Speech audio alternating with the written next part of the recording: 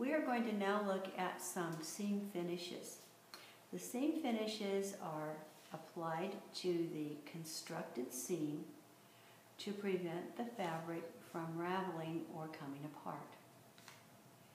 And so what we are going to look at is a very common one that is called the pinked and stitched edge. To use the pinking shears, we want to always make sure that we keep the fabric flat against the surface where we are cutting. And so when we begin to cut, and you'll want to get a little bit of a feel with the pinking shears before you start to work with them. They are tight, and they are tight for a reason. If they are too loose and slide too quickly, it is very easy to cut or trim away too much of the fabric. When we are going to pink the edge, we keep our fabric flat against the table. We trim off just the very minimum. We do not want to deteriorate much of the seam edge.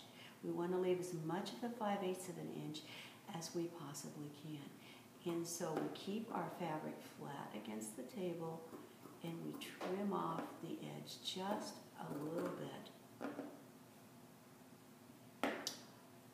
Once that edge is trimmed away, we are then going to take the edge to the sewing machine.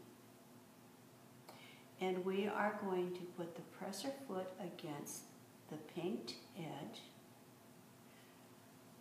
just as when we did the initial stitching of the 5/8 of an inch seam. We are going to start a 1/2 inch in, reverse stitch, stitch all the way down, reverse stitch again. What we have then done with the seam edge is we have put in 2 layers of protection. The pinked edge is going to delay the fraying of the fabric. The row of machine stitching is going to stop the fraying so that if it begins to come apart a little bit, that row of machine stitching will stop the edge from fraying back further.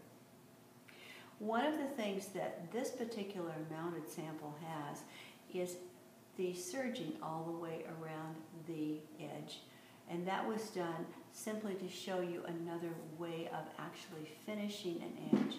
You will use the serger in one of your other samples, but this actually is an overlock of 4 different spools of thread interlacing with one another to finish the edge.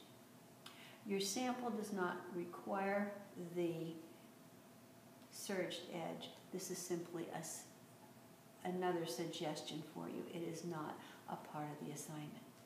And so for your pinked and stitched edge seam sample, you will start with a 5/8 of an inch seam,